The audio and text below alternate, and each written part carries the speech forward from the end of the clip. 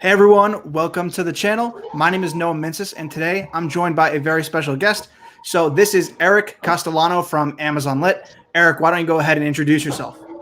Yeah, what's up, everybody? My name is Eric Castellano. I'm the founder of Amazon Lit, and I'm hanging out here in northern New Jersey in my Amazon FBA warehouse. And I'm happy to be here, excited to talk shop right now. Noah, I appreciate your time and invite me on the show. Awesome. So the first question that I want to get started with is, how did you get started selling on Amazon? Right now, you're in your warehouse. I mean, everyone can see that. The title is a $5 million a month Amazon seller, which I'm sure is a recent accomplishment that you reached. But where did it all start? Where are the humble beginnings from? Yeah, so the humble beginnings are in Clifton, New Jersey, in a basement. Humble Ted, I'm sure some of you have seen Humble Ted around, who's Sebastian, my business partner's uncle. Sebastian was actually renting out a room out of his home, his Ted's childhood home in Clifton, New Jersey, and his aunt, Sebastian's aunt, knew somebody who was selling products online. So Sebastian was a bartender at the time. I was working construction. I was a college student, and we were working for the man, right? I'm sure a lot of us know what that feels like, and it didn't feel like there was a way out. Just the weekly paycheck, no opportunity for growth. So we said to ourselves, you know what, let's give this a try for 1 year. We'll give it a try. We'll put all of our strength and all of our might into it for an entire year. If it does really well, we'll keep doing it. If not, we can always go back to what we used to do. And that's kind of where the birth of the business happened. It started with retail arbitrage from Costco and BJ's and Sam's Club and stuff like that. So what's really interesting to me is that even today, and you mentioned this was 7 years ago that you started? Yes. So even 7 years ago, it's still the same game. There are still people doing retail arbitrage. There are still people that started last year. I talked to another seller who I think just reached their first seven-figure a year, and they got started doing retail arbitrage about a year and a half ago. So it's crazy, like, just seeing how even today it's still roughly the same process. Yeah, it's exactly the same process, except now there's just more opportunity. A lot of people look at it as more competition, but I tend to not see the negative. I look at it as more opportunity. There's more prime shoppers than there've ever been, almost 150 million. That's a lot of potential customers. Were you getting the same question back then of is Amazon a viable opportunity? Is e-commerce, worth it about 7 years ago? I don't think anybody was really talking about it 7 years really? ago. There was no YouTube videos. There was no Facebook groups. There's definitely no training. There was no Instagram accounts talking about it. So it was just like, I didn't really tell anybody because nobody cared, It was the same way for me. I started roughly about 4.5 years ago. I got started flipping, and I would say I'm selling on eBay, and everyone would be like, oh, you're just selling used stuff. That was kind of what it was, but really no one knew about Amazon. So, I mean, from here, where I want to basically go is I want to take the stream in 3 directions. I want to start, again, how you and Sebastian started. I think you guys have a great story. Yeah. I've connected with a lot of different sellers, but I don't think I've actually met someone who's done exactly what you do. And obviously, you guys have reached a level of success that most sellers don't attain. And I really want to dig deep in the hour, hopefully, that we have, and just focus on what it is that allowed you to get there without spilling any trade secrets. And hopefully someone could learn from this, and who knows, we have the next $1 million seller in this chat. Other than that, I just also want to talk about Amazon in general, opportunities, where it's going in the future, and then after that, a little bit about your hustle and grind, because you are one of the most motivating people I know. I appreciate that, man. It definitely takes some days I don't always feel like it. I'm a human. I'm a regular guy just like everybody else, or a regular person just like everybody else. Some days I'm just not feeling it, but I've trained my mind and my body to act otherwise, right? To play the part, to play the role, to wake up and just be like, you know what, today is the day, regardless of how I feel, regardless of the external circumstances. I'm going to change my mindset and change my internal circumstances to fit the day how it needs to be fitted in order to get as much done as humanly possible. So going off of that, what's changed from selling on Amazon since when you began until today? What is like the biggest change that you think of? How do you think it's, drastically changed from when you started? Yeah, so 7 years ago, it's definitely a little more lenient as far as Amazon's terms of service. We didn't start specifically. What I'm discussing is like IP complaints, right? And account health issues. 7 years ago, even 5 years ago, we didn't receive any account health issues unless we were shipping an order late fulfilled by merchant. But other than that, nobody really was paying attention to Amazon because it wasn't as big. But now, because so many shoppers are shopping on Amazon, big brands are recognizing that, and they want to have more control over the products that are sold. So in order to have more control, they have to start sending emails to sellers. And a lot of it, which most people don't know, a lot of it's just scare tactics. We get a letter, an IP complaint in the mail. Most of the time we just file it in a cabinet and never look at it again, because most of these are baseless claims stating that we can't sell their products. But back to your point, that stuff didn't exist, 5, 6 years ago. In some ways, it feels like the way that you described it, it was easier back then than it is today because of the fact that, to my knowledge, category gating was not as much of an obstacle back then. IP complaints, brands like Disney were not selling on Amazon. You had all these brands that were not as vigilant. And now today, yes, e-commerce is really growing, and absolutely the market's growing. Amazon's also growing, but it seems there's just like more pitfalls, if you will. Yeah. And I think it's great, right? Because from any business standpoint, the more obstacles there are in the way, the more people who are going to fall off along their journey, which creates more opportunity for the people who are willing to persist and push forward regardless of the adversity that happens. So it really separates the action takers from the people who are not going to be successful. So I think it's a great opportunity for anybody who's determined to keep pushing through. For an account of your size, do you have an Amazon rep? How does that look? For me, I get a policy complaint. If my account gets terminated, that's it. I can't really call up anyone. But for you guys, I feel like you're big enough, or maybe you're not. Maybe I just don't know the size of other sellers. How does that look when you guys, account health was? Yeah, so our account health, listen, we have a ton. We have literally hundreds of different complaints, between IP complaints and just everything. I've posted some pictures. I saw that. It's media.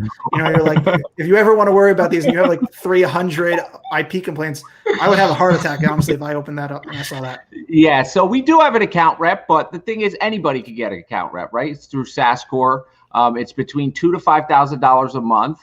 And if you don't meet that requirement, or if you're over that, it's a percentage of your sales. I forgot what the percentage off the top of my head is, but to be completely transparent, the account rep is more for like insider details, promotions Amazon will be running. It's not like if we get suspended, and at 2 a.m, I call my account rep. I'm like, hey, account rep, like we just got suspended. How can we fix this? Like, that's not what they're there for. They're more just to be an inside information of, hey, we got this promotional deal happening. You could save a couple bucks on these products if you sell in this category. They're more for like an inside information aspect, opposed to like, oh, my account's suspended, let me call my account rep. It doesn't really work like that. I wish it did, or I would pay for 10 of them. I would also pay, but I don't have $5,000 per an account rep. That's crazy. Honestly, like at that level, there's just so much. I was watching, or I think I was reading a link from ASGTG, and there was a guy who was doing $10 million a year. And even then, he faced a complaint and his account was gone overnight. Yeah. And you feel like when you reach that level, you hit some level of success. But in the grand scheme of things, in Amazon's view, you're just really not that large. Yeah, no, we're dropping the bucket. But also, you always got to be mindful. I read the seller forums a lot, and I'm in a lot of these Facebook groups. Whenever you hear a story like that, there's always something that's not being shared from the seller's perspective, whether they were manipulating UPS for shipping rates, or they were selling inauthentic products, or they were manipulating reviews. There's always an underlying issue. Amazon just doesn't suspend accounts for absolutely no reason. There's always a reason behind it. Most people just always want to be like, oh, I didn't do anything, save face, but they did something. Definitely. So my next question is, what advice would you give to someone who is just getting started with Amazon? Hearing your story, I'm sure it motivated other people. That's how I got motivated. And all of a sudden, I actually came across your content. I believe the first one was on YouTube, and it was roughly about 2 years ago. And that was when I was transitioning more to FBA. And at that point, I was doing more wholesale. I was just drop shipping. So I was just drop shipping from these suppliers. And then I never really took any exposure to sending items into Amazon. But through you, as well as also through Scott Needham, I learned that not only is Amazon the best logistics company in the world, and you have the opportunity to be a part of that, it's not like you can go ahead and start selling on Apple and then you can take a part in their revenue, or you can go and Target and even sell in theirs. But if someone wants to go ahead and get a part in the Amazon space, how would they get started? How would you recommend for them to get started today? Yeah, I would say find a few legitimate sellers that you can trust and you know their information as well. And in the sea full of gurus today, that's very challenging, especially if you don't know what to look for. You know, you talked about Scott. He's phenomenal. He's great. He provides a lot of, super great, insightful, correct information, because that's really what you want to look for. We provide a lot of great information. I've shared stages in Clubhouse with you. You provide a lot of great information. So you want to really focus on the people who know what they're talking about. And then also, I think one of the biggest components of really getting started is exactly that. Just getting started. I find that a lot of new sellers get caught in what I like to call analysis paralysis, where they watch 16 weeks of YouTube videos and they're just consuming information. They got notepads full of notes, but they don't actually ever just go to a Target and buy something to list on Amazon, or go to Ross or go to Walmart and buy something retail arbitrage to gain the real life experience. That is always the most valuable experience, is that real life experience. So you still think it's viable to get started with retail arbitrage today? Yeah, absolutely. I know people are doing hundreds of thousands of dollars a month, and even, millions a year just doing retail arbitrage. But keep in mind, it is tougher to scale the business. But if you're just starting out, it's no problem. Go spend $500 at Walmart or Target or something. There's no reason you can't flip that inventory on Amazon. It's really great to know, honestly, is that even when you guys started that 7 years ago, it's still so viable today. You can just go into a store, pick up a phone, even the Amazon app, and just start scanning. Yeah. It's crazy what this thing gives us access to. Literally millions of dollars can be made right here from your cell phone. It's crazy. What was the vision? It was a computer in your pocket. That's the yeah. There's no excuse. There's no excuse nowadays. No, there's none. And that was something that I had to learn, is you have the technology, you have everything. The advice is on YouTube even now. There's so much information. 20 years ago, you just couldn't, you needed to go to the library or something. Now you can just go online. Yeah. It's all readily available. It's all accessible. That's why the other day I put on Instagram, it was just the best website in the world. It was kind of like a joke, but I get so many questions through the DMs that it's just and some of them literally, all you would have to do is put the question you asked me on Instagram into Google, and it would give you a way more detailed answer than I could give you. But I'm sure your DMs are flooded. Yeah, with so many people, they want to skip the Google part. Spend some time in Google. Google's a wonderful Google University. So let's talk about the action that's going on behind you. You run a almost $5 million a month. I believe your last month was one of your best months. Yeah, the screenshot that you showed. Yes. So what is it like running that size of a business on Amazon? I know on Instagram you share a bit of information about your employees, your processes. So what is a day-to-day operation like? And I know I was just in a live stream with you before, and you said it changes from day to day. So in a typical week of Eric's life, what does it look like managing a almost $30 million, if not $40 million a year business? Yeah. So there's a lot of communication, right? So we have different teams here, like this team behind me right here. These are the guy in the black shirt. That's Greg. He's our warehouse manager, and the other two are our pickers. So what they're doing right now is they're picking inventory, counting invoices, checking the inventory that was just received, making sure that tomorrow when the employees come in, they have enough work, everything's set up at their production station. So nobody's standing around, right? Because if people are standing around, I'm not making money, the company's not making money. So that's just one of the teams. We have a few teams. We have a buyer team, which has 5 buyers on it. And then we have our production staff, which is the staff that produces our inventory. And then we have management. Like right now, I'm sitting at one of our managers' desk, Caddy. She manages the production stations. In front of me, we have 5 production stations. And then we also have web developers. We have 4 web development staff who help build our software and help us tap into Amazon's backend to make our lives a little easier. So a lot of my day is just managing these different teams and just making sure that they're all communicating. because from my experience, 99.9% of my problems, whether it's personal, business, traffic, at a grocery store, is a lack of communication. So I just make sure that all of these teams are communicating properly, that they're documenting the information that needs to be documented, and that the business continues to run smoothly on a daily basis. So there's a lot to break down there. And I know that it's a really large operation. And as you said, it took you 7 years to get there. Personally, for me, where I am, I think I'm also in a similar situation to where a lot of people are. I currently run this business out of my house. I was looking actually to get a warehouse, but as you know, space in New Jersey doesn't come cheap. So yeah. I think my main question would be, I used to work for a guy and he needed to know everything that you were doing. So when we started using Shopify, let's say, he would also need to know how to learn Shopify because he felt that at someone his level, even if you were the boss, you still needed to know every aspect of the business. So do you feel that you need to know every aspect of your team? Like, do you need to know a little bit about web developing to know what's going on? Or is that easier since you have Sebastian and you have other people overseeing that? Yeah, so I think it's important to understand the fundamentals of every aspect, especially like web development, right? I don't think I'm ever going to become a web developer, right? It's just not something that I have in my mind as a goal, right? And also it's a completely different language and I don't really have time to learn a new language. So like web development is not something I personally need to learn. Sebastian's never been a web developer, but because we needed web developers, he's been working closely. He manages the development team, and now he's learning a lot about web development. So what we did was we brought on, because we didn't know about web development. This is just an example, but we brought on someone who was skilled in that industry, and we paid them decent money, and then we brought people under them so they could manage that team.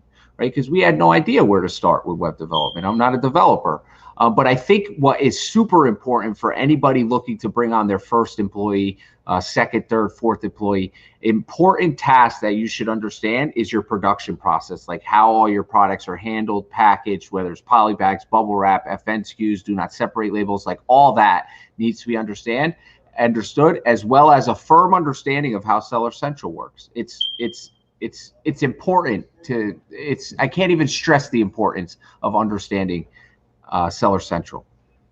So if I understand that correctly, it's like understand the basis of what makes you money, i.e. Amazon. Jeff Bezos knows how to code, knows how to distribution, etc. But he might not know about marketing or doing everything like that because you hire experts and you have other people when you're at that level who can do it for you. Yeah. Like something else, I'm knowledgeable in. I'm definitely not a professional. I know a lot about it, but like Amazon advertising, so when we launch new private label products, we pay a company to manage our ads. Now, because the ad spend's higher, I manage about $8,000 to $10,000 a month in ad spend. But if we're going to put 30, 40, 50,000, I'm going to pay somebody to do that for me. Do you think that some of your buyers and some of your not really your packers, but your buyers and the people who go through their purchases, go through and even the people who connect, or I don't know exactly what you call them, maybe the people who reach out to your suppliers, do you think that they're like more skilled at that job than you are currently? I don't know if on a day-to-day you reach out to suppliers or if you go and like sift through their products. I'd like to say that they're very skilled or equally skilled, but at the end of the day, like every single piece of information that our buying team uses, I myself or Sebastian has trained them on it, right? So we encourage them to be free thinkers and think outside of the box, which is great because each buyer buys a little differently, which is great collectively for the company, but really I would say the best way to explain my job is I'm a problem solver, right? I sit up in my office, I'm there for probably 12 hours a day, 10 hours a day. And for the 10 hours that staff are here, my office is just every, 20, 30 minutes, someone's coming in asking a question. Hey, this happened. How do I fix this, this, and this? Now, best case scenario, those continue to slow down, which they have. If I'm doing that for the next 5 years, there's a problem on my management skills. But that's essentially what I do every day. I solve problems, manage teams, and just keep the operation flowing smoothly. Solve problems. That's entrepreneurship in a nutshell. Yeah. So, absolutely. The next thing I want to talk about is suppliers and how to find suppliers, how to get started with products. As I said, I do wholesale drop shipping. I think it's a similar process. So even when I was talking to you about connecting with suppliers, for me, I go ahead and I want to work with a supplier like indefinitely because when I'm drop shipping, I find products and then I connect it, and I like, it's all about making sure it's in stock, and you want to set up a supplier right away. For you, how many suppliers are you contacting? How many suppliers are you going through? What's the process look like there? So I think it would be better to kind of to talk about what we did early on, right? Because right now what we're doing is completely different. We have a set, we have like 6 base suppliers that 70% of our inventory come from, and then the remaining 30% of inventory comes from maybe 20 or 30 other suppliers that we're placing monthly or biweekly orders from. So it's completely different now than it was early on, because our business has grown and we've harvested those relationships. But early on, I think the best way to really get a large amount of suppliers, profitable suppliers, because you don't just want suppliers, you want profitable ones, is to literally knock on a ton of doors. And what that means is sending emails, picking up the phone, calling them, attending trade shows, and building those relationships. Because like the companies we do business with now, when we started with them 4 or 5 years ago, we weren't getting nowhere near the discounts we were getting, or even the product selection we're getting now. So over time, they begin to trust you more, and you become real friendly with them. And then, you have dinners when you fly to their city, and they fly out to see you, and you really harvest that relationship. So I would say knock on a lot of doors, make a lot of phone calls, send a lot of emails, open a lot of accounts, because a lot of the accounts are going to be trash. Some of them are going to be good. So how do you do that without being annoying? When you're going and knocking on a lot of doors, you're going to get a lot of no's in your face, obviously. But is there a process where, you send them a message, you wait to hear back from them, you wait a certain amount of time? What's that process like? Yeah, I love no's. I literally thrive off of no. Nothing makes me happier than when a supplier tells me no. It just motivates me even more. But yeah, there's a process. The first thing I like to do is if they tell me no, most people will just be like, okay, and hang up the phone. That's one of the worst things you could do. I'll see you, Russ. That's one of the worst things you could do. You want to ask questions like, why? Why don't you accept third-party sellers? Is it because you've been dealing with a third-party seller who's giving you problems? Have you had a poor experience with them? Are you trying to manage your brand? Because I've been doing this for so on years, and I can help you do this, this, this, and this, right? Because we got a bad rep as Amazon sellers. So you want to figure out their pain points and then possibly write them down, document them, reach back out in a couple of weeks and be like, hey, I can fix this by doing this. I can fix this by doing this, and so on and so forth. And then after you go ahead and you contact the suppliers, what's the next step? Go ahead and get a list. Go ahead and, what does that process look like after you establish contact? Yeah. So really what I'm reaching for when I'm reaching out to suppliers, a list. If I can avoid the account application and get a list first, that saves me and can save you a lot of time. Because the account application process is tedious. You got to put your bank information, your shipping it, like all the same stuff over and over and over again. Does it ever get automated when you're at your level? Is there like, an easy button when you're that size? Well, we have Shanice is our easy button. She's our personal assistant. She's amazing. Just presses the button and you guys get new accounts.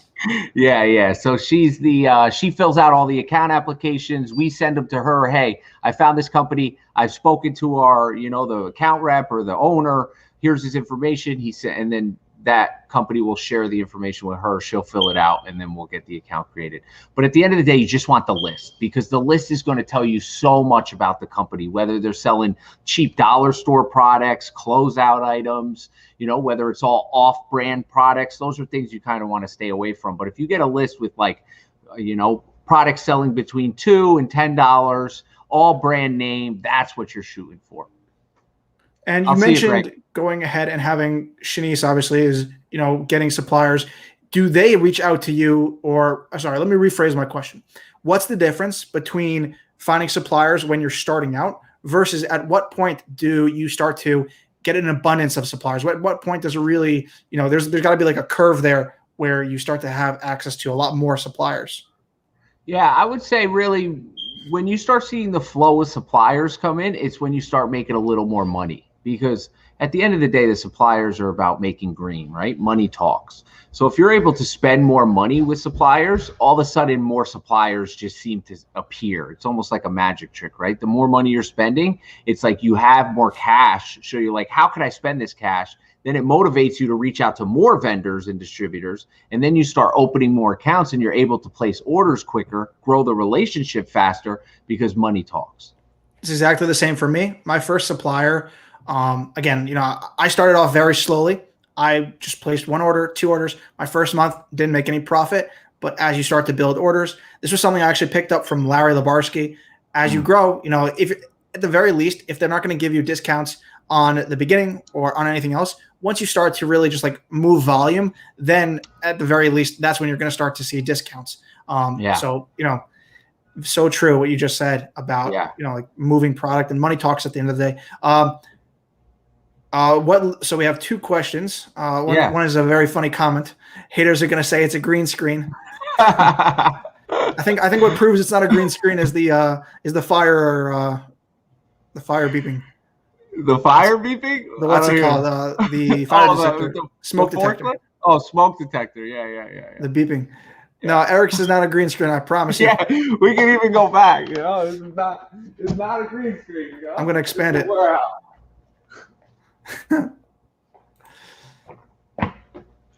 Head over. What's the other on question over to we his got Instagram. there, Noah?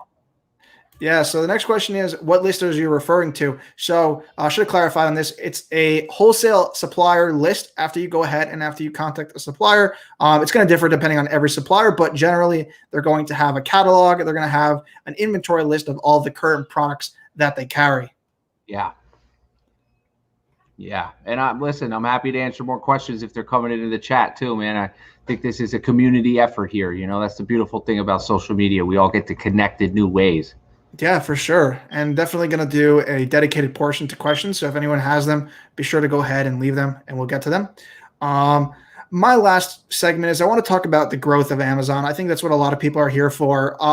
A big portion of my audience are people who either do retail drop shipping, wholesale drop. They more come around that space because obviously that's where I create content about. But a lot of them are looking to transfer or just like completely even transform their business. Because I was speaking with someone who he completely shut down his retail drop shipping because Amazon does not approve with that. And now he's looking for wholesale suppliers. And a big part of the reason why, even though our business models are different, but I still love every piece of knowledge you put out there, is because wholesale is wholesale. At the end of the day, you're building relationships. However you fulfill those items, yes, there's logistics to that, but really at the end of the day, you're just creating relationships. Yes, absolutely. I couldn't agree more. So I guess my question would be, if someone's starting, they have their Amazon account, they have, I guess, proof to show suppliers, what would be their next step? Because we talked about a beginner, but once someone who's starting in the business wants to transition, what would be your advice to them? Because I know you guys started at like $2 million a year in retail arbitrage. Yeah. And I want everybody to keep in mind too that we were once at zero sales. Like all this behind me, it didn't happen overnight. It took a lot of hard work and discipline and determination. But we were once brand new, no experience. And the transition for us from retail arbitrage, because that's how we started our business, to wholesale, I think the most important point I want to put across here is that it does not happen overnight. You're not just going to wake up one day and go from 100% retail arbitrage business to 100% wholesale business. For us, it took almost 2 full years to transition fully into wholesale. So, maybe the first 3 months, we were still doing 90% retail arbitrage because that's where the money was coming from. We had to fund the business. We knew how to do retail arbitrage, so we kept doing it because it was making us good money. And then we had 10% wholesale. And then we saw that there was more opportunity in wholesale. It was easier. We didn't have to go to 50 stores. We could get it shipped to us. We could purchase larger quantities. We could get better discounts. So then we went to a 20-80 where 20% was wholesale, 80% was retail arbitrage. And we just kind of grew it organically like that. Started hitting more trade shows, building more relationships, visiting more different companies, going on Craigslist, looking for different offers, and just kind of expanding organically over the course of 18 to 24 months. So it's a gradual process. I think a lot of people, they're just like, I want to do wholesale, and they forget about what's making them money. You got to produce cash flow. At what point would you say you had the best way of finding suppliers? For me, that's just looking at competitors, seeing what items they're selling. For your business in the beginning, what was the best way that you and Sebastian were able to just find an abundant list of contacts to go ahead and connect with? Trade shows. Trade shows? Yeah, do you feel that they're becoming saturated at all? I mean, even because of people like you and Larry, I was at ASD 4 years ago. The amount of quote unquote Amazon sellers or third party was just, it's almost non-existent compared to now. You go to there now, you see like a million people. You ask them, oh yeah, I saw online, Amazon. Yeah, and this is where really understanding the lingo and knowing about the industry comes into play, right? Because to stand out of a sea of all these different Amazon sellers, you have to present yourself differently. You have to give them something of value that 99% of the other sellers aren't offering, right? Whether that's, hey, I'll run some free ads for you, or I'll optimize your listings, or I'll purchase more than the other guys, or whatever it is, right? You need to provide them some sort of value nugget so they remember you and you stand out from all those other Amazon sellers. But absolutely, still to this day, Sebastian, I just went to a trade show last week. We were at a trade show in Philadelphia. And then we were at ASD 3 weeks ago in Orlando. And now we're going to ASD in Vegas in August. And we're going to the Sweets and Shacks show in Chicago because it's still important. Because you'll find, I think this is a nugget. If you get one nugget from this, it'll be this. A lot of these vendors go to all the same trade shows. So if you start seeing them and they start seeing you time after time, they might say no 4 times in a row. But that 5th time, they might just say yes.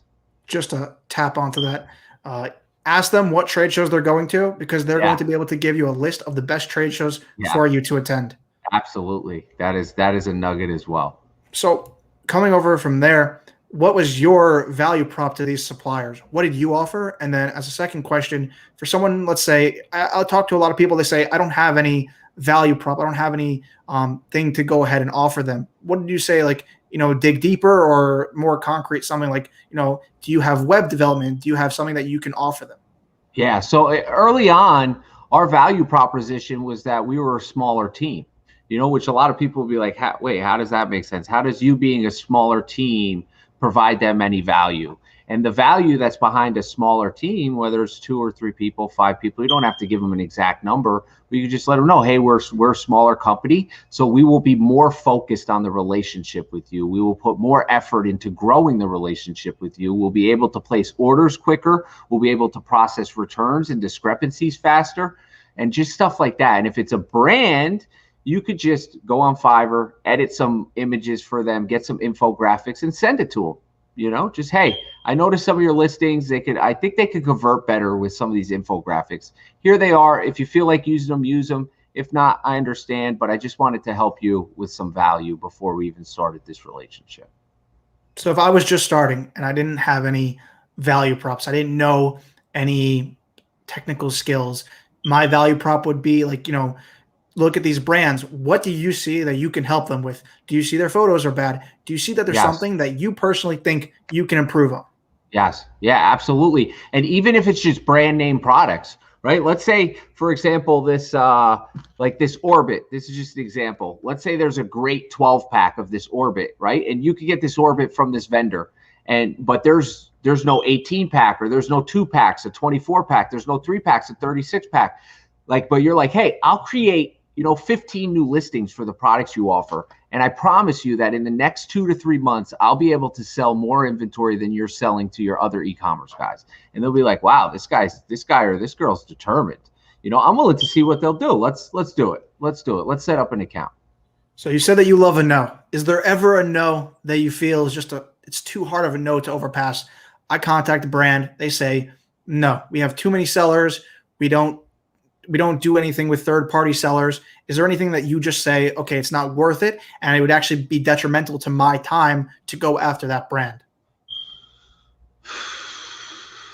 Or is that just a case-by-case basis? Yeah, it's really case-by-case, but even like these big brands like Sun Warrior, some of these like huge brands that you see on Amazon, that's what I use trade shows for, is to kind of go, hey, stop by the booth. What's up? It's E. We haven't talked in 6 months.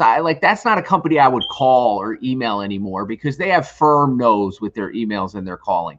But when you get a face-to-face interaction, that's really where the trade show value comes in, because then you get to talk, laugh a little bit. How was your trip? You want to go out to eat later? You kind of get to just converse like 2 regular people having a conversation. You have a very similar story to that with Nestle. Yeah. Yeah. You mind sharing that? That's one of my favorite stories. Yeah. So we've been going to trade shows for multiple years now. And about I want to say 3.5 years ago, I met this gentleman, Brian, at a trade show, and he was representing some brands, some of them being Nestle brands. And I was like, hey, Brian, I love your products. They taste phenomenal. Like, I'd love to carry your products on Amazon. He's like, Eric, we're not looking for any third-party sellers. I was just like, okay, kind of walked away with my head down, because this was early. I still got really beat up when someone told me no. And then we went back to another trade show 3 months later, saw him again, still said no. 6 months later, saw him again, still said no.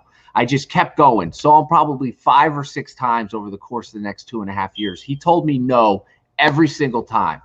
And then he finally called me a year ago, February. And he's like, Eric, I remember you came to my booth like 6 times. I'm ready to do business. What time can I come by your warehouse? I got some samples I want to give you. And that company, we order bi-weekly truckloads from. They're going to bring us about $1.5 million in revenue this year. It's mind-blowing. And you mentioned this first on a Clubhouse. That's where I heard about it. And the line that you said afterwards, something I wrote down the very next day, it's that even though they might be working with someone else, you never know, someone's going to screw up. And if you reach out to these brands and, other people might call them, email them, other people might go to trade shows as well. But if you're persistent and year after year, it could take years, but someday, somewhere, one of these brands you want to work with is going to screw up, and you're going to be fresh in their mind, and they're going to be like, you know what, give them a chance. Yeah. Yeah, absolutely. It happens all the time. We were working with this company, Cello Wisps, for about 2 years, and we didn't even mess up. They were just changing their business model. They just wanted to go with one FBA seller. At the time, there was about 5 or 6 of us, and they picked the one who was more focused on health products, right? Because we sell everything, beauty, outdoor, sports and patio. I'll sell anything. But this company that they went with was primarily a health food company that only sold health foods. So we didn't lose it by any indiscretion of us. They just decided to go a different route. So I love that you brought that up because it's so true. You never know what's going to happen. So we actually have a bunch of questions. Promise everyone we'll get to them in the end. If you have any, just post them in the chat. Last question I want to really just touch on, and then we have a lot of questions about FBA. But last question I want to talk about is, honestly, what's from here? You've reached this point. Are you going to keep scaling it up with Amazon? We've talked a little bit about Walmart together. Where do you see your business heading? I know you have a wholesale side as well. So, what are your goals as a business? Yeah. So we're still going to be heavy focused on Amazon. The goal is for really Sebastian and I to step more and more away from the business. Right. So we're still here every day, but not the full day are we doing stuff for our Amazon business specifically. Sebastian runs a development, a software company where we're going to offer SaaS. I'm waiting for it. Yeah, software as a service. So he's going to be providing tools for Amazon sellers. He's been building it for 2 years. I'm really focused on our consulting through Amazon Lit, helping other Amazon sellers grow their business month over month and year over year, like we have by using our experience. Like you said, we also have a wholesale company where we sell wholesale products to other mom and pops and brick and mortar stores and e-commerce sellers. So really, and then some of my day I spend investing in the stock market and reading stock charts. I'm doing, and cryptocurrencies, so I'm doing other things. I'm now looking for a rental property. So I'm doing other things, but still, I really see there's no reason why in the next year we can't be doing $7 million a month. And our business can continue to grow. There's just really no reason. There's just so much opportunity there. So this business more on wholesale or private label? Are focusing more? Just diverting more resources, because I feel like you've grown wholesale, and it's obviously going to keep on growing. But wholesale, are you guys putting more resources into that? Because that's an area of Amazon that, even though it's so saturated, it's still so crazy how even with Thrasio and all this money, you can just go in, and it's probably the easiest way you build without building a website, just to leverage Amazon's traffic and really grow a brand. Yeah, absolutely. So we're focusing on both. Wholesale is obviously our bread and butter. It makes up 85% of our business, but we do still have some great selling private label SKUs. And actually, Sebastian and I were just talking the other day about possibly going a little heavier on the private label side and generating some additional sales through that as well. So we're open to both avenues. I just think whatever's working in the moment is what we're going to focus on heavy. Like just the other day, or about 6 months ago, not the other day, we completely stopped FBM. For 6.5 years, we did fulfill by merchant. And then we just stopped it because this FBA is so profitable right now. It's so lucrative. And I'm sure you guys did like a cost analysis on the space in your warehouse. Yeah. Now you get more space. Yeah. Yeah. We removed 18 racks that had FBM products, and now we use it all for FBA inventory, and we just in one door, out the other. No, he's joking. That's just the green screen. My question would be now, and then we're going to open it up the floor. But last questions. Number one is, have you ever thought about purchasing a private label brand? For me, it's something that I think is, it's down the road. If I have the money, if I have the means, instead of just like reinventing the wheel, there are so many great opportunities out there, and you can just buy a product. Yeah, you know what? It's something I never really thought about. But now you've planted the seed, and I'm going to look more into it. I've always been a firm believer that, based on the resources I have and the knowledge, I could build my own, which is definitely possible and feasible. But it's like, why not? If someone already did, 75% of the work, and now all you got to do is manage it, absolutely, I'd be open to that. Just putting it out there. I have some private label products, so if you want to take a look. Yeah. Those are funeral products, right? Funeral. I also sell home decor. I actually took what you said to heart. If it sells, it sells. Because of the pandemic. Now this live is not going to be demonetized, but because of the pandemic, everyone was just inside. So my supplier had funeral and planters, and the planters just sold out like crazy because everyone's gardening. So I was like, you know what? Just see what other sells. So I just contacted a bunch of home decor suppliers, and now we're like 50-50. Yeah. So much opportunity, man. I love that. It's always an evolving business. That's something that you got to learn early on. Yeah. And then my last question is, I want to talk about Walmart because I've been making a lot of content about it.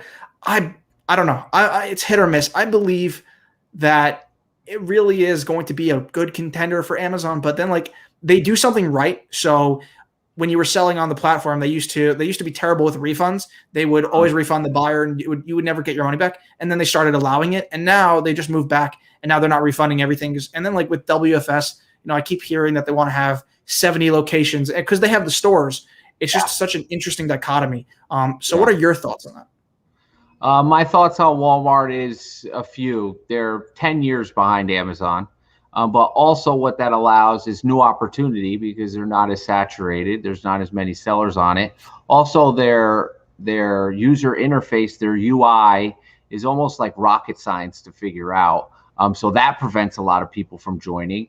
But there's still a lot of success to be had on Walmart, especially I think, and I'd love to hear your opinion on this, but in the private label sector. If you have a great selling SKU and you're trying to get it into other avenues for sales, then Walmart is a great avenue to take it.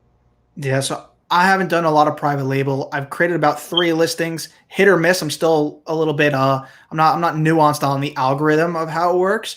But even just jumping on listings, in the beginning, I've been selling there for roughly about 1.5 years now. My competitors weren't on there. Also, their application process is much more stringent. Yes. So there definitely is. It's like Amazon, like with gated categories, it limits your competition. So it's just easier to get in there. But I absolutely agree with you. I was talking with someone else. Private label depends on the category. Grocery, electronics, those things sell like amazing on Walmart. Others, so funeral products. I wasn't the very first. There were about 100 funeral products on Walmart before I went on there. And I think I doubled the amount there. And now my competitors have gone on there. So I just jump on their listings. But when I started, there was like nothing there. Yeah, that's good, man. Someone's got to break through somewhere. So I'm glad you did that. And Target's another one. I keep hearing about it. They've been they opened up a third-party program. So we'll see if they because those are like the big 3. I think that out of all the retail companies that are going to stick around, Target and Walmart are probably going to be the best one. Maybe Costco is going to be the best one to compete with Amazon. But that's why I'm super interested in it as a reseller. Groupon too. I know a lot of our wholesalers, they have operations in their warehouse where they list on Groupon, because sometimes they'll get 15, 20 truckloads and they'll just do Groupon deals like $10 off, and they'll blow through that stuff in a couple days. It's crazy what Groupon has to offer. I haven't even looked at that one. There are so many. I can't. Yeah. I'm a one-person show, man. I can't keep up with all this. I don't have a warehouse. I don't have any green screens. I'm joking. Okay, so we're coming up on the 45-minute mark. I promise everyone we're going to take their questions. So the first one is, I lost it. Can you talk more about FBA? So if you have a specific question, it's a very big program. I mean, you want to talk a little bit about FBA and just summarize the process? Yeah. So FBA stands for Fulfilled by Amazon.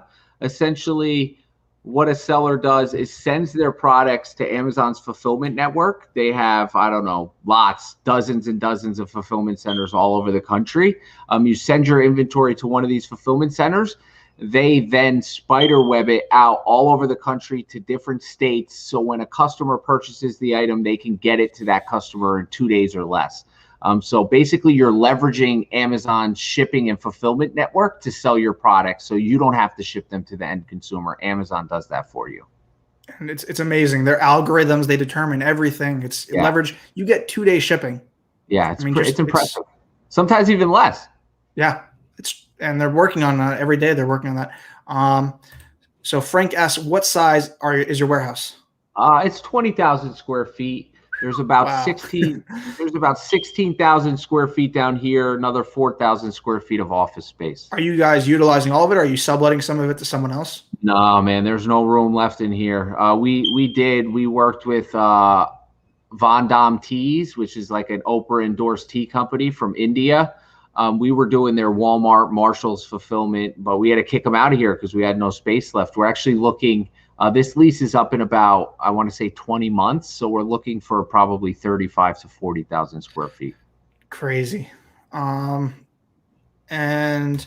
okay, so this is a comment. Most of the items from suppliers are not profitable. I mean, it's definitely a common theme that you'll see just wholesalers in general. It really depends on where you're getting the products from this supply chain. I mean, what's your response to that? Yeah, my response is you're absolutely right. Some initially products will not be very profitable, but what I encourage people to do is set the profits aside for a little bit, right? Obviously, you need to run a profitable business, so profit drives the growth. But initially, if you're making 5, 7, 8% on a $5,000 order, pull the trigger on it, because what it's going to do is it's going to prove to the supplier that you're serious about business. And then you're going to be able to negotiate lower discounts if you aren't already able to negotiate lower discounts on that first order. Most people don't know about a lot of the discounts, like line drives, promotional deals, monthly promotional deals, volume discounts. Like, there's just so many different discounts that are available that people have no idea about. One thing, I'm going to make a video about this, but one thing that really changed my business was I was listening to Larry Labarsky, and he said closeouts. And I was like, what's a closeout? I do drop shipping. I don't deal with deals. So then I went to my supplier and I see like a sales section, and I'm like, I've never gotten that. I've been on this website well over 1,000 times, and I've never gone to the sales. And you see like 15% off, 70% off clearance. And these are items that at regular wholesale price were not profitable. Yeah. But you factor in 70% discount from clearance, and now you have items where you're making 100% ROI. Yeah. So look at for those. And it differs for every supplier. Yeah, absolutely. So this comes from Oscar, and he says, how do you scale more after 10K a month? So he's someone who he recently just hit this milestone. And, this question obviously is, how does he get past that? Yeah. So, at $10,000 a month, that's what, $120,000 a year. So I'm assuming, Oscar, it's just yourself. What I think really needs to happen when you start growing your business is possibly bringing on someone part-time, right? Because I'm sure a lot of your day, I know a lot of my day early on was spent packaging inventory, right? And if you're spending a large portion of your day packaging inventory, then who's supposed to grow the business by opening up new wholesale accounts, finding new profitable inventory to purchase? Nobody, because you're packaging inventory all day. So I would allocate that task to someone, pay them, $12, $13, $14 an hour. So while they're doing that at $14 an hour for 4 hours a day, what is that, $56 a day? I can literally purchase, $10,000 more worth of inventory at a 20% margin, and in those 4 hours make $2,000 instead, and pay someone $56 to do the job that I was doing. If that I makes hired sense. my first employee, quote unquote employee, was my sister. I just hired her on Sundays to help me ship out stuff to FBA. Nice, man. Family's where it's at. That's great. Next question is, how does a brand new seller avoid these suppliers' questions about revenue and getting a chance as a new business? Yeah, you just got to talk to them, right? They're going to ask those questions, and you can let them know. You'll be surprised how far honesty gets you. You'll be surprised. Like, listen, I'm brand new in this journey, but I already understand a lot about this, and I'm willing to invest and spend money on these products. Just give me a shot, right? Especially if it's like a Hail Mary. If they're like, no, they want to see this, this, and this, and you don't have it yet, you can just throw a Hail Mary and go for it. Worst thing they could say again is no. You already got to know. A second no is not going to kill it. But also make a file of those distributors that said no. Because when you start opening accounts, you will be able to open accounts. You'll be able to reach back out in 6 months, and you'll have some trade references, and you'll have some sales history, and you'll be able to reach out and be like, hey, I reached out 6 months ago. Here I'm again. Here's my trade references. I got 5 of them. Here's my sales history. I'm growing now. Let's open an account. Keep a directory. Get Google Sheets, Excel. Yeah. Make a list. If you can't get approved with them, grow your business. Try again in a few months. Yes. And just keep them, once I find a supplier, even if I never use them, even if they're terrible, I'll still keep them in my directory just so I have reference that I already scanned the supplier. Yeah. And again, that was something I learned from you. Yeah, absolutely. Okay, Eric, so who is the best action taker who scaled the biggest from your course? Wow. I might say there's some pretty big sellers in there. Yeah, I know Alex just joined a couple hours ago too, but I would say possibly there's a few of them, but off the top of my head, Simon, also Marion. So Marion, she's got a great story. She joined zero experience. Now she's 3 months in. She's doing like $25,000 a month. So that's huge. And then Simon, I've been mentoring Simon for about 2 years now. When I met him, he was doing about 100,000. Now he's doing about 500,000 or 600,000 a month. Wow. So he's scaling.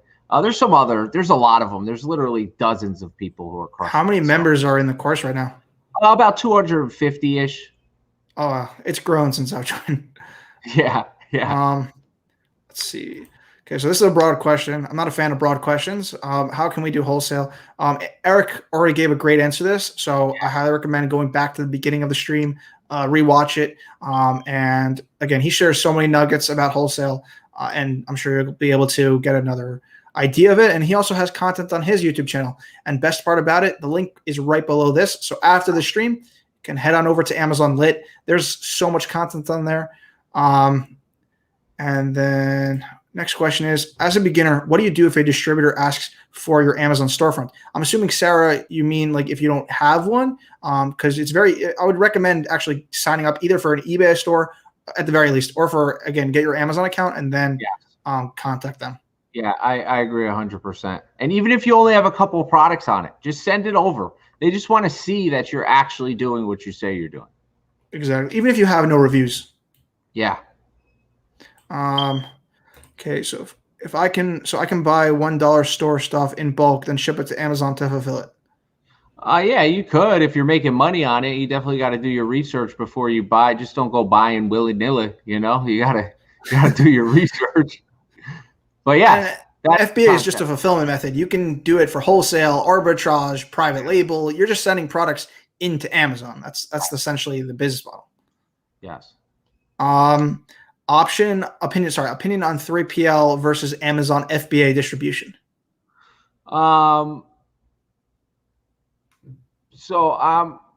Listen, Amazon's got such a sufficient network of, it's just, listen, 3PL is great, right? 3PL helps people early on grow businesses because they offer a service, right, for shipping, but like you're losing the customer interaction from Amazon. You know what I'm saying?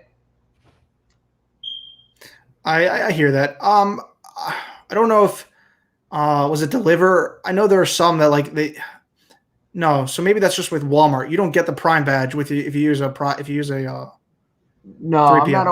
I'm not aware of any 3PLs that offer the Prime badge unless you're enrolled in seller fulfilled Prime and Right. you're using a 3PL to fulfill your inventory.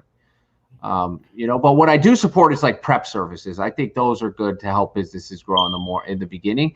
But 3PL, like unless you're running like a Shopify store, something where Amazon doesn't have this amazing network to fulfill your orders, like that's when 3PLs really come into handy. And Amazon can ship to other marketplaces as well. You can utilize them to ship to your Yeah. Shopify, to any other customer, really. And also the last thing I'll add with the 3PL is I know some large private label sellers who use 3PLs to store their inventory to send to Amazon. Mm-hmm. Especially with the restrictions now. Yeah. So we already answered this. Yeah, you do private label. Yeah, about 15% of our catalog is private label. Is there a payment plan for your course? Yeah, there is. It's 4-month payment plan. The link to the free training, by the way, is in the description. Yeah. I forgot to mention it. How do I contact Amazon Lit for wholesale account? Send me a DM on Instagram. I'll give you the email address. So the links to their socials are in the description. You can find a link to their YouTube, and then from there, he has his. Do you have your Instagram connected? To what? YouTube? To your YouTube. I would think so. I would hope so. If not, I'm going to make it happen. And then also on Amazon, on Instagram, it's just at Amazon Lit. Yeah. And really, technically, our wholesale business has grown so fast that we're really limiting the amount of sellers we take on. Now we're only taking sellers who are in the course because it's just, if literally I'm getting dozens of emails a day, and it's just like I'd have to bring on a team of 4 or 5 to handle the amount of emails I'm receiving. Once approved by a new distributor, do you have to contact each of their brands directly to make sure that they are allowed to sell on Amazon? No, you do not. This is a common misconception that you need a brand's approval to sell on Amazon. It's called selective distribution. So it's in Amazon's terms of service. Technically, there's no brand that can regulate the sale of their products on Amazon. Now, when you enroll their product in brand registry and such, or you're a big brand like Adidas or Under Armour, there were times where those brands were regulated. But technically, it's legal and within Amazon's terms of service to sell any single brand name product on Amazon as a third-party seller. And I think just another part of their question is like when you connect with a distributor, you don't really need within the distributor, they might have certain levels that you're not allowed to sell. So, they might have certain brands and these brands want to just limit the amount of resellers. Yeah. So they might say, you can purchase from X, Y, and Z, but you can't purchase from this brand. And if you want to, you have to go like through a separate application. Yeah. So there are sometimes those brand levels, but usually when you get with a distributor, they will have access to a majority of their catalog. Yeah. No, that's a great point to ask. Hey, are there any brands that I can't sell? And then MAP and other policies are just going to be brand dependent. Yes. How do you handle stress? This is a great question. How do you handle stress when doing business on Amazon? I'm surprised you don't have white hair right now, man. Yeah, you know what? I'm not a very stressed out kind of guy. I'm just like so super chilled out and laid back that like it would take me.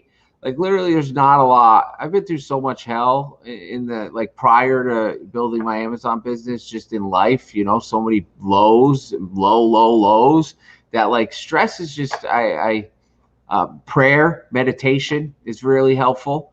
I kind of get centered. Sometimes I'll just go sit in my car and I'll scream really loud at the top of my lungs. And then just kind of sit in silence and just go into a trailer truck? You guys have enough trucks in there? Yeah. And then the next question is from Craig. We're coming up on the hour mark, so I want to respect your time. How do you handle the risk that comes with buying products up front? What do you mean, like paying for inventory? So I guess what he means, and Craig, feel free to clarify in another comment, but again, most of my audience is drop shipping. So a big appeal with that business model is that I don't have to take on the risk of buying it versus with FBA. And this was something that I had to learn. Keepa is going to be your best friend. It's just like learning the data and analyzing, okay, now I've been doing this for over a year now, and I can look at a product and say, okay, buy 30 units, test order, and then we'll see, look at the data. Okay, I see it sells in the spring. It's not going to be good in the winter, like et cetera, et cetera.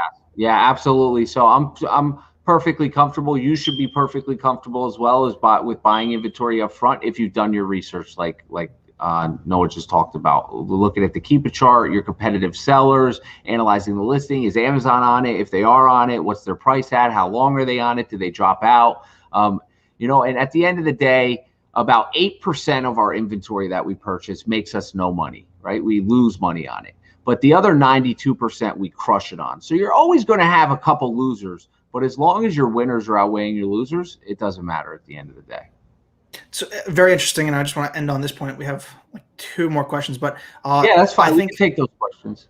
Sure. So my biggest thing, and I'm a huge proponent of this, I believe that what led to Amazon's success is the third parties. And obviously there are a lot of aspects to why third-party sellers help them expand, catalog, and access to other items. But for me, it's the software side of Amazon. So a big thing is the BSR and that data. But think about the nightmare that it would be if sellers didn't have that data. You, as an Amazon seller, you would just be sending in listings to things that maybe this has more reviews, so you send in more units. And on Walmart, it's kind of like, just throwing darts at a board and seeing which one sticks right now. There's no data. Yeah. So imagine when they give that data, when there's going to be software out there, their sellers are going to be able to make more optimized purchases, send in units that they actually have data for how many units they should be sending in. It's going to allow for Walmart to optimize their warehouses more. So I think a big factor of what led to Amazon's success is sharing that data and the softwares that give the tools that give sellers that data.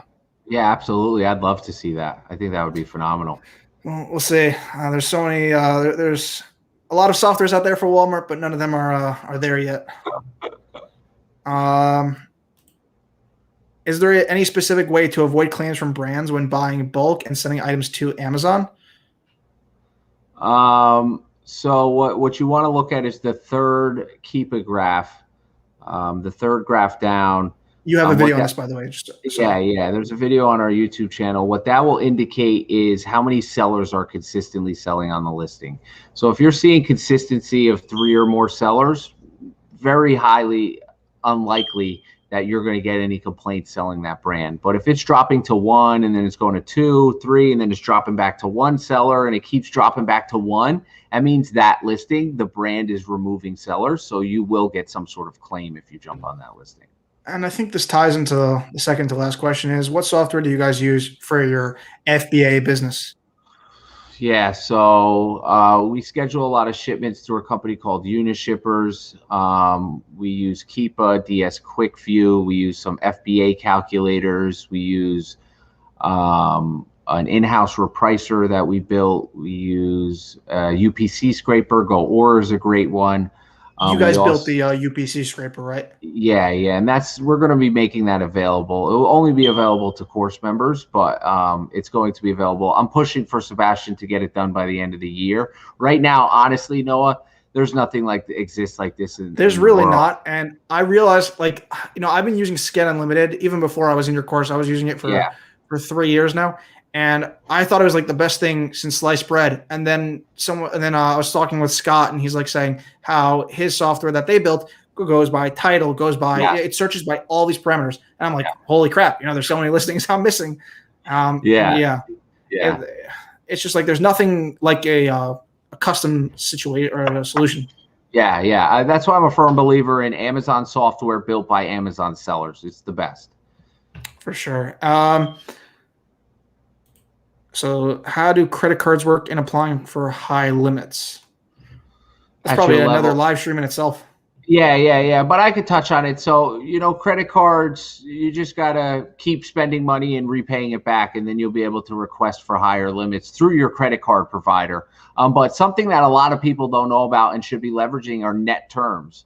So net terms is you purchase the inventory, or you are loaned the inventory from a distributor. They give it to you, and you don't have to pay for it for 14, 30, 45 days. So you're able to actually send that inventory to Amazon, start making money off of it, and paying the vendor back with the money you're making off the inventory, and not have to pay them anything out of pocket because they're loaning, or essentially putting it on consignment, right? They're consigning this inventory to you. Aside from net terms, do you use any other solutions from a bank? Do you use Amazon lending, payability?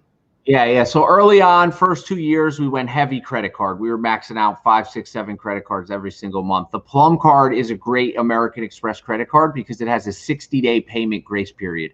The same way net terms are great, the Plum card is great because it allows you to purchase that inventory and literally pay it back with the money you're making off the inventory because it's 60 days instead of 30 days. And then we started leveraging Amazon lending. We started with like $10,000, then 50, then 100, then 500, then $1 million. But we just kept leveraging that. And then now we have an SBA loan, which is a loan backed by the government. We were actually the first Amazon seller to get an SBA loan with one of these large national bank chains. It was a nightmare. I got a loan through Capital One. I know I'm not at your level, but even for the amount that I got, it was a process. Yeah. Did they want to know like where all your inventory was and like inventory and even because for me, I had to do a personal guarantee, so I had to show personal income, properties and all this other stuff. Yeah. Okay. When you learn the data through Keepa and such, and you order a 30-unit inventory, when do you know when to fill up inventory again and send it to FBA? For me, it's mostly just looking at how many sellers are on that listing as well as looking at the history. So if I know that based off of whether you're using Jungle Scout or any of them, everyone has their opinion on whether they're accurate. You can use whatever software, but like get an estimate, look at the BSR drop if you can on Keepa. It's going to be a little bit of a more accurate, but get an estimate of how many sales. And then you can even be more conservative. So if it says it's doing 1,000, lower it down to maybe 800 if you want to be very conservative. Then take a number of sellers. So if there's 10 sellers, just divide 800 and then add yourself, obviously, because you want to be selling it. So 11. So for every seller, how many units are they doing? And then I would start off by sending that many in per a month or 3 months. So let's hear it from you because I know you guys do a bigger scale. Yeah, well, when it comes to really ordering the inventory again, I think you broke it down perfectly on how to order inventory. You just take the estimated sales divided by the competitive sellers plus yourself. But when it comes to reordering, an important aspect you need to understand is your lead times from your vendors. So let's say you bought 30 units, you're selling 1 unit a day, and you know that you have a 7-day lead time from your vendor, and then it takes you another 7 days to get the inventory to Amazon. So by the time 15 days go by and you have 15 units left in stock, you should be purchasing more inventory because by the time it gets to you and then it gets to Amazon, you're going to be able to replenish that. Probably even 18 days. So you got that little buffer room as well. And do you guys utilize any other spaces besides your warehouse to hold inventory? Or you just like have it shipped directly to you guys? Sometimes we sublease this lady has a warehouse down the street. Sometimes we're just so packed in here, stuff's to the ceiling, we can't even move. Everybody's running around like crazy, and we'll send 2 truckloads over there for a couple days while we kind of sort this out. And someone asked for the free training. I just posted the link to the Amazon Lit free training, so be sure to go ahead and check that out. Also, the link is underneath the description. Last question we have is people are saying nice, like the vid. And then will Amazon ever offer alternate payment types since the seller can't control it? I don't know what those are. Sezzle, Klarna? I'm not sure exactly what those are, but I mean, in terms of alternate, I know they added the Amazon gift card, which I wasn't a huge fan on. I'm sure you guys just get it straight to your bank. Yeah, that's where I want all the money. Imagine getting like $1 million in an Amazon gift card. Yeah, I'm assuming this gentleman or lady, she might be selling from overseas in the United States because those sound like foreign banks or foreign like bank apps. Like Pioneer, etc. Yeah, or like TransferWise or Payability stuff, or not Payability. I don't think they would, honestly, because they do make a lot of money off of that section in the Amazon payments. I don't think they would give that up. It's not like Walmart where it sends it to Hyper Wallet or Pioneer. Yeah, they control it. Same thing with eBay. eBay now switched from PayPal because they want to control that. Yeah, which makes sense for them. Yeah, and then how do you control customer returns? We didn't touch on this. This is another hour-long conversation, but how do you control customer returns and customer damaged products and refunds? Yeah, so that's really why I love Fulfilled by Amazon FBA so much, is because most of the time Amazon deals with the returns, right? Amazon's taking care of the return. I don't have to handle the product. I don't have to deal with the customer. Amazon processes it. And then if it's in sellable condition, they return it to my inventory and I sell it again. If it's in non-sellable condition, depending on if it was damaged or not, I either get credited my account or I lose the money on it. But I think it's much easier than we did FBM for years. And literally you're commuting with the customer, you're waiting for the inventory to get processed back to your place before you refund them. And then there's complaints and it's a lot, but we handle returns. I think this is legendary. And it really opened up my eyes early on. Early on, I was so focused on a $30 return that I was getting every day that I forgot to focus on the $3,000 in sales I was making, because I was so like, just, oh man, another $30 return. It's all I think about all day. The second I stopped caring about that $30 return, that $60 return, it doesn't matter. It's such a small piece of the business. Just let it slide. Refund the customer. Don't argue with them. Obviously, if it's something you can fight it. But just put it to the side. It's small peanuts at the end of the day. Focus on the growth of the company. Something else I learned from you, and I'm sure this live stream is just full of me saying that, but one thing that you said was you analyze all of your ASINs every single, I think you said month, or I don't remember the time frame, but you analyze the return rate for your per ASIN. And if it exceeds something, you get, that's it. And for me as a dropshipper, like, there's like some products, it's like I have a high return rate, but it's such a good margin. And I'm like, it's just not worth it at the end of the day. So even if I make, a 30, 50%, 100% margin, it's like if it has a 30% return rate, it's going to be what's it called? Just negatively affecting your account. It's going to be customer reviews. It's just not worth it. Time suck. Yeah. It's a good point. And then also one thing that I'm curious for you is, what's your supplier process? Because for me, when they have a defective product or something happens, that's something I'm always cautious about when working with suppliers. Like, what's your process for it's a defective item? How long do I have to report it? Because I also ship from my supplier directly to Amazon. So if Amazon finds, it takes a decent amount of time to check in and all this other stuff. So how do you work around that? So we make sure that when we open up accounts, we communicate our requirements and they communicate theirs. So like some of our requirements is we don't accept inventory that's dated less than 120 days to expiration. We don't like damaged out of the box items. We want all new condition inventory. That's pretty much all we require. And then we ask them, what do they require? And a lot of our companies have a 2-day window where you can submit a discrepancy report. So we have literally right here, we have a poster on our wall that has our vendors, and it says 2 days, 4 days, 6 days, 3 days, 1 day. And based on the vendor, when it's shipped here, my team knows, hey, I have 48 hours to put together this discrepancy report and report it back to the company, because that's their requirements. Last question is, do you recommend any prep service? I just shared a link in the private Facebook group with I think every prep service in the company. I mean, in the country, but I can't think of any of them off. Do you mind if I share that with my Facebook group? Yeah, sure, absolutely. Okay, so I'll share that with you guys. Differential equations. So be sure to hop over there.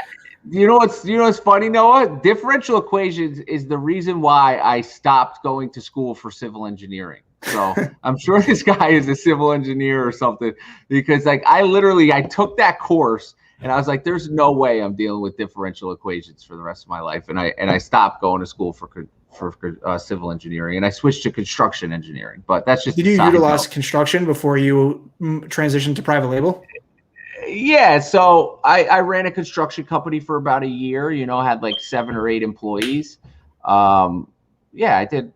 I worked. I built some homes and some bathrooms.